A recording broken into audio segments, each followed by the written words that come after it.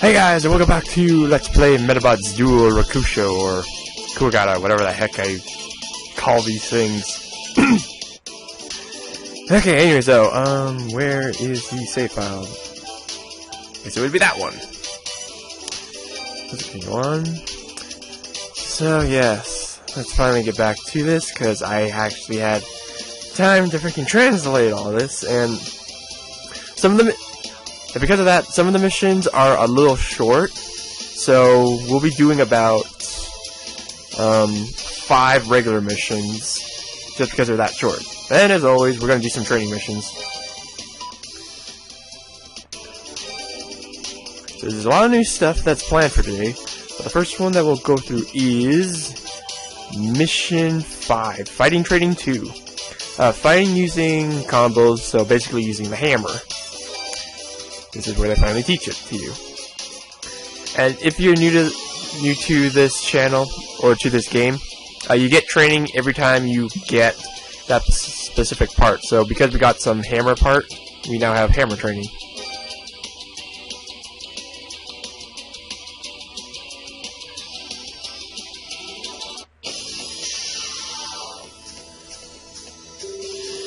Let's see. Skills that use the hammer are a characteristic of fighting. You can immediately attack with the hammer after attacking, aka the striking, or slashing, whatever the heck you guys want to refer it to as. But it cannot attack during the cooldown, or during the combo. I think it's saying that, like, if you use the hammer first, you shouldn't do the combo afterwards, because you will just knock down your opponent, so you can't hit them with the slashes. Anyways, let's start the training. Defeat the enemy Medabot to win.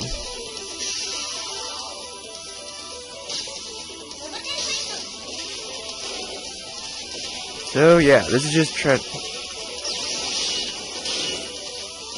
we go.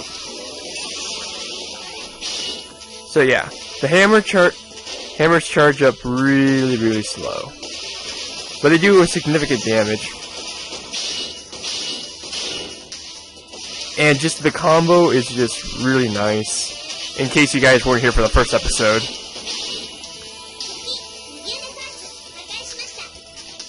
Where they were explaining how to use Rokusho.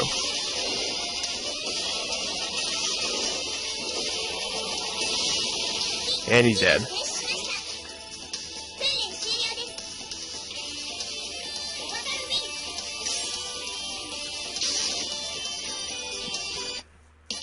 So that's pretty much all the basic training for both Medb and Rokusho.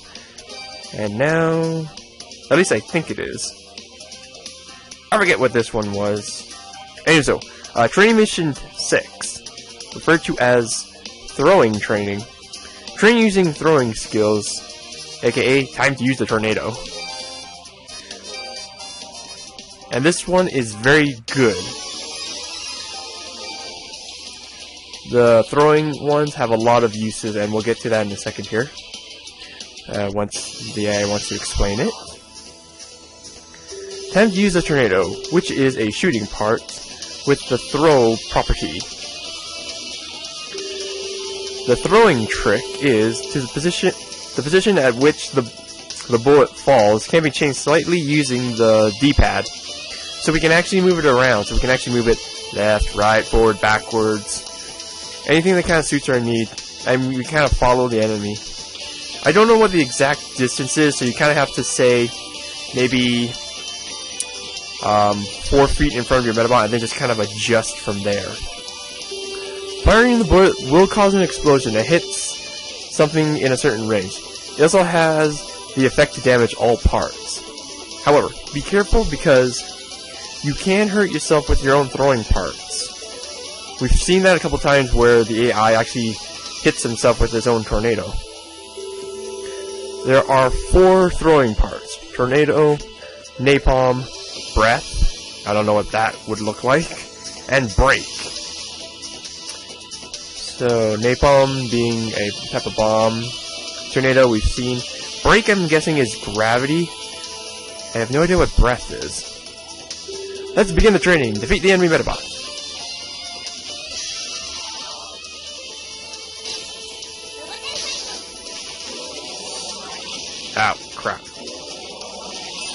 So he's kind of there. Pull it back a bit. There we go. Ow. Okay, right about there.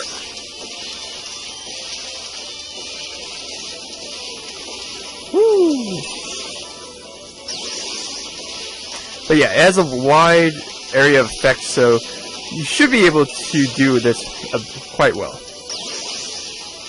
I don't suggest jumping though, that might mess up a bit. But yeah, now that I know the trick to tornado, makes this very nice. Ooh, too far.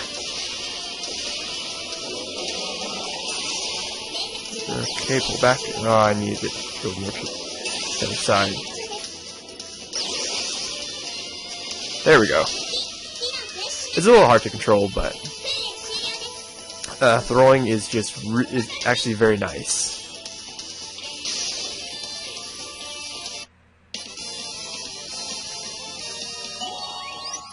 And that's mission 6. A very useful little tip.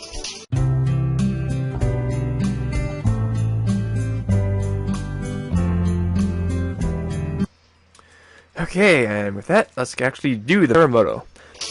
Test development parts. After receiving the mission, head to the MMF test room. Buddy is not allowed. Win condition. Complete the request. So it's fairly straightforward. Only one badge, so very nice.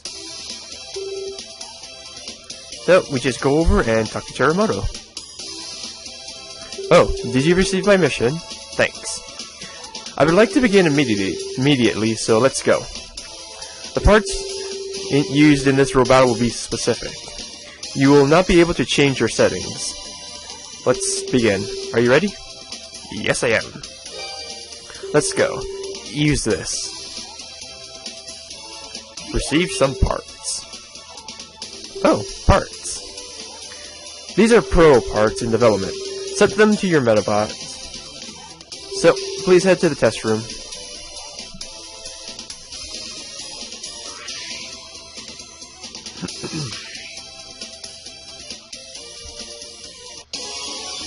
And with that, we automatically get equipped with the part, so it's an aim rifle.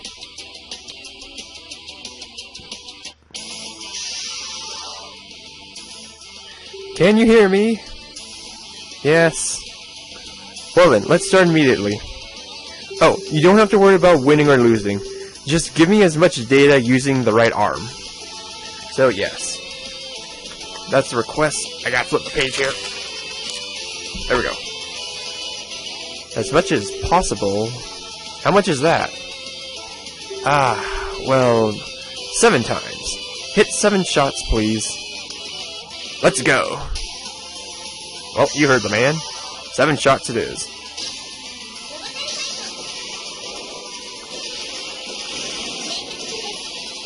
As you can see, this part is very different compared to the others. It does a lot of damage, I think, but we only get 1 shot. Do that to increase accuracy if you want. But yeah, we only get 1 shot. And for those of you wondering, you're usually supposed to get 2 shots with the aim rifle. This time we only get 1. Because prototypes.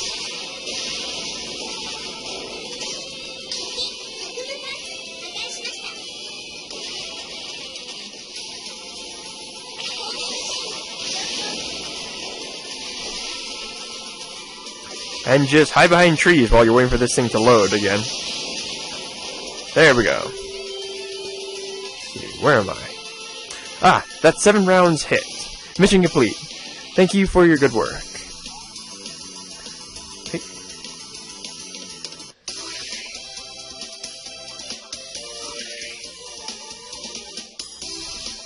Ah, Nagi-kun, cheers for the good work. The mission has wrapped up. Well then, please return the parts and... Oh, here you go.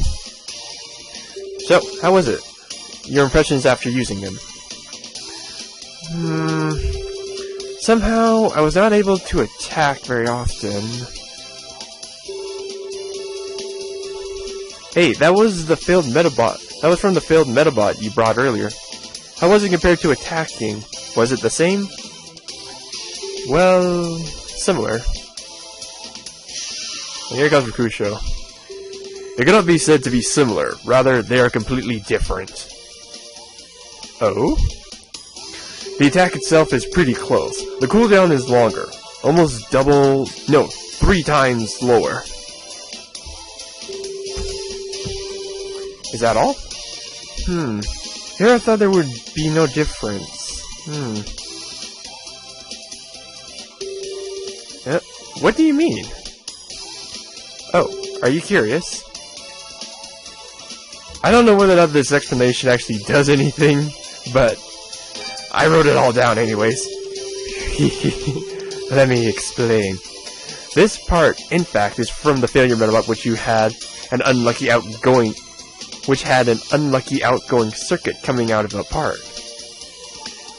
Remember the guy you brought back before? And somewhere in that, not that sentence, but the previous sentence, he talked about an oscillation circuit. I'm just like, what's an oscillation circuit? This is a device used for emitting an identification signal which conveys the state of the metal, whether it's healthy or damaged. It also helps with the cooldown. Okay. Let's see. It also helps with the human-like personality. This guy had a high energy consumption indicating various states of the metal. Although the metal release was not working, aka the metal couldn't be ejected, it was stuck in there. Incidentally, metals, when they release a large amount of energy, you would think a signal would be sent. This is going off the top of my head. For both reasons. This is Japanese. I don't even know if this translation's accurate. Oh boy, what do you got cooked up now, Professor? Interestingly, a destruction signal was sent. I beg your pardon? When the parts are broken, a signal was emitted, signaling the parts to repair at once. Okay. Thank you, South System? Or whatever the heck. The SLAF system? What is that thing called? An example of parts failure, regardless of its state, would usually emit the destruction signal. Okay. For that reason, it had a higher attack power than normal parts. Okay. Up to this point, it's almost finalized. Aim shot, rapid fire, it's a mystery. Emergency energy is a one-time use where large amounts of energy is released. Once released, it would have to stop in order to supply its energy, or resupply its energy. Basically what it's saying is, instead of releasing a signal, the metal diverted all that energy into its part, and that's why it got that giant boost in attack power. I think that's what he's getting at. So, a lot of fake destruction signals were sent a little while ago.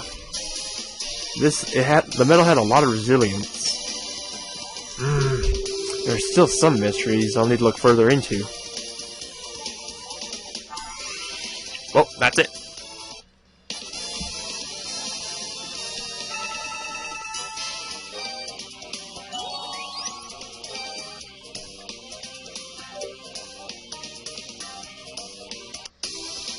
Let me see.